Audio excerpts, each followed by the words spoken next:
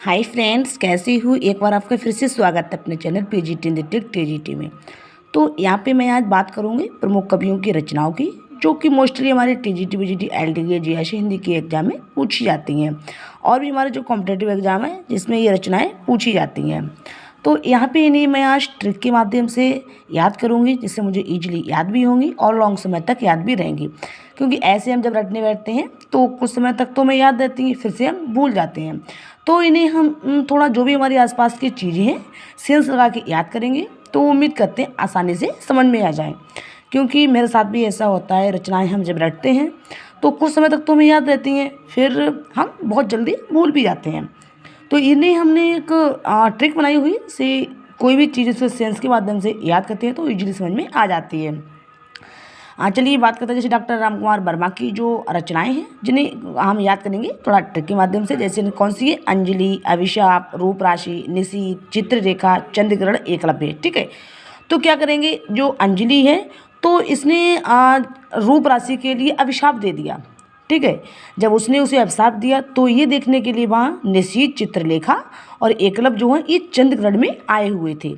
तो इस तरह से क्या मैंने आसपास की जो चीज़ें उस पर सेंस लगाया तो इजीली हमें ये समझ में आ जाएंगी। ऐसे ही हमारे नेक्स्ट कवि भगवती चरण वर्मा जी हैं। इन्होंने क्या लिखा है? मधुकर, प्रेम संगीत, मानव, रंगों से मोह। तो यहाँ क्या करेंगे कि जो मानव है उसका प्रेम संगीत में रंगों से मोह हो गया। ठीक है, किसके कारण हो गया? मधुकर के कारण। तो ये जब हम थोड़ा सेंस लगाएंगे तो ईजिली समझ में आएंगी। ऐसे हमारे हरवंश राय बच्चन जी हैं, तो इनकी बहुत सारी रचनाएं हैं जिन्हें हम सेंस लगाएंगे तो आसानी से समझ में आएंगी। जैसे क्या है, जो मधुशाला है ये मधुबाला के साथ मधु कलश लेके आती है। ठीक है, तो वहाँ पे उसे बंगाल का काल और हलाहल का जो निशा जो है वो निमंत्रण देती है। वो क्या पहने हुई है? सूत की माला पहने हुई है और हाथ में खादी के फूल लिए हुए है। और तभी वहाँ पे कौन आता है? मिलन यामिनी जो है ये प्रणय पत्रिका लेकर आती हैं, जो कहाँ रखी हुई थी? धार के इधर उधर रखी हुई थी, और उसमें क्या आरती और अंगारे की कहानियाँ हैं। तो इन्हें क्या है, मैंने कि बस सेंस के हिसाब से ही याद किया है, जो बहुत ईजिली समझ में आएंगी।